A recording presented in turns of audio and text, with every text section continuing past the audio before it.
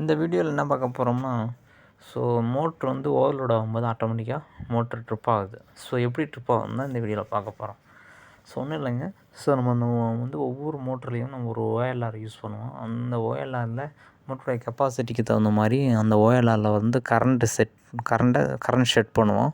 So எப்போ அந்த என்ன செட் பண்ணுறோமோ அந்த ஆம்ஸை விட மோட்ரு அதிகமாக எடுக்கும்போது அந்த ஓஎல்ஆர் என்ன ஆகும், ஸோ ட்ரிப் ஆயிரும். ஸோ ட்ரிப் ஆகும்போது அதில் வந்து ஆக்சிலரி காண்டாக்ட் இருக்கும், ஒரு என்ஓஎன்சி இருக்கும். அந்த என்சி மூலிமா தான் ஸோ காயிலுக்கு சப்ளை போகும், through stop and start contact மூலிமா.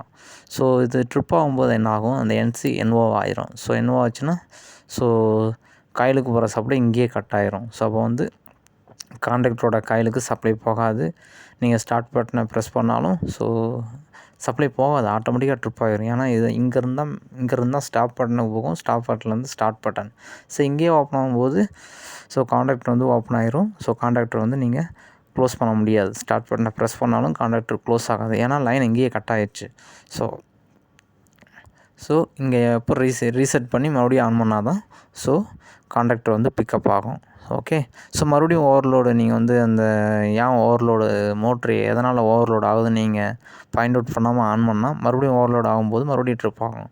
ஸோ எதனால் ஓவர்லோட் ஆகுதுன்னு ஃபஸ்ட்டு ஃபைண்ட் அவுட் பண்ணிவிட்டு ஸோ அதை சால்வ் பண்ண பிறகு நீங்கள் ஆன் பண்ணிங்கன்னா மறுபடியும் வந்து எல்லாம் ட்ரிப் ஆகாது. ஓகேங்களா. ஸோ இப்படி தான் எல்லா மோட்டரும் ஸோ ஓவர்லோட் ஆகும்போது ஸோ உடனே வந்து ட்ரிப் ஆயிரும் இந்த ஓஎல்ஆர் மூலிமா. ஓகேங்களா.